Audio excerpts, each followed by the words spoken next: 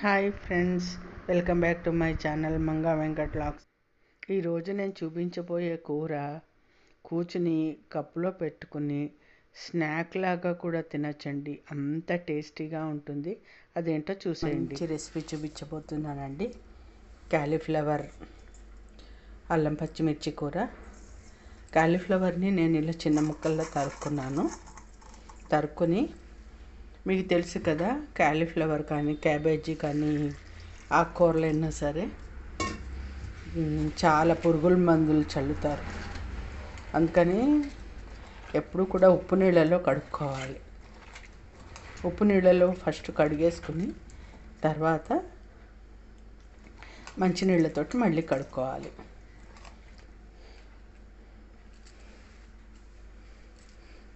నేను స్టవ్ వెలిగించేసుకున్నాను.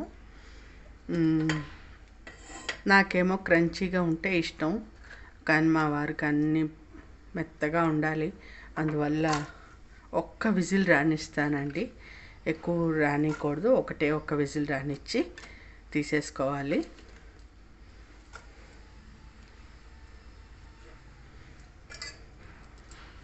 చాలా చాలా బాగుంటుందండి. కుక్కర్ పెట్టేసుకున్నాను. ఒక్క విజిల్ రానిద్దాము. ఈలోపు మిక్సీ జార్లో చిన్న అల్లం ముక్క, ఇవి చిన్నగానే ఉన్నాయి కాబట్టి 4 పచ్చిమిరపకాయలు తీసుకున్నానండి. అలాగే కొంచెం కొబ్బరి కూడా వేసుకుంటే బాగుంటుంది. ఎండు కొబ్బరి అయినా సరే, ఫ్రెష్ కొబ్బరి అయినా పర్వాలేదు. ఇది విడిగా మిక్సీ పట్టుకోవాలి. చూసారా, పెట్టగానే విజిల్ వచ్చేస్తుంది. ఒకటే విజిల్ రానివ్వాలండి, ఎక్కువ రానివ్వకూడదు. కూర ముక్కలు ఉడికిపోయాయండి, చల్లారిపోయాయి. చాలా తీసేసుకున్నాను. కుక్కర్ చల్లారింది. మూకుడు పెట్టుకుని నూనె వేసుకున్నాను. ఎక్కువ అక్కర్లేదండి దీనికి నూనె. అలాగే కొంచెం మినపప్పు 1 స్పూను, అలాగే జీలకర్ర, కొద్దిగా ఇంగువ వేసుకుని ముందు కొద్దిగా వేయించుకోవాలి. నేను అల్లం పచ్చిమిర్చి కూడా మిక్సీ పట్టేసుకున్నానండి. కరివేపాకు, అలాగే ఇది కొంచెం పోపు వేగిన తర్వాత ఎండుమిర్చి వేసుకుంటాను.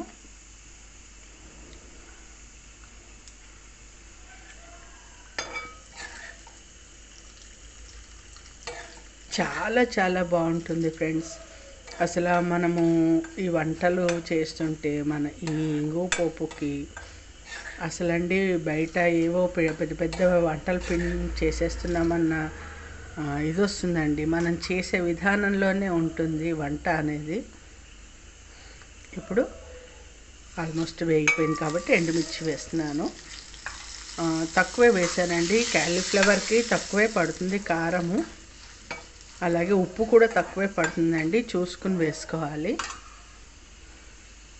ఇప్పుడు పచ్చిమిర్చి పేస్ట్, కరివేపాకు, నేను కొబ్బరి కూడా మిక్సీ పట్టుకున్నానండి.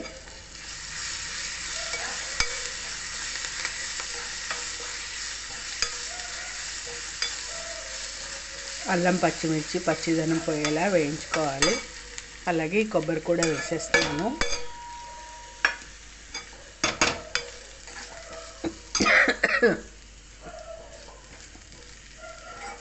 నూనె తక్కువ వేసాను కాబట్టి కొంచెం గొట్ర వచ్చినట్టు అవుతుందండి, పర్వాలేదు.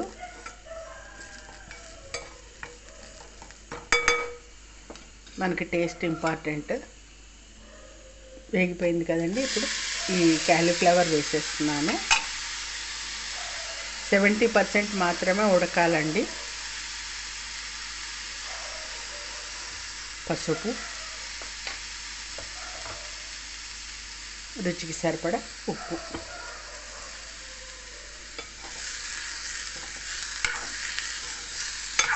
ఇంతే ఫ్రెండ్స్. చూసారా, అయిపోయింది. ఇది 70% మాత్రమే ఉడికింది కాబట్టి పూర్తిగా ఉడకాలంటే ఒక 5 నిమిషాలు మూత పెట్టి మగ్గించుకుందాము. ఇలా కాసేపు మూత పెట్టి మగ్గించుకుందాము. ఒక పక్క టమాటా రసం పెట్టానండి. ఓ పక్క ఇవాళ లైట్ ఫుడ్ తీసుకుందామని అనుకుంటున్నాము. అందుకోసం అని చెప్పి పప్పులు గట్రా వండకుండా ఇలా సింపుల్గా వంట తెలుస్తున్నాను.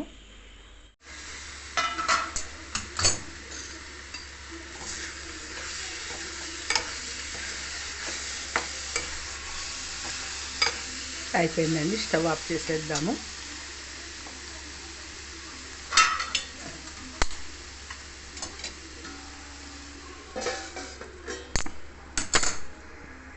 ఇప్పుడు కూరని డిష్ అవుట్ చేసేసుకుందాము.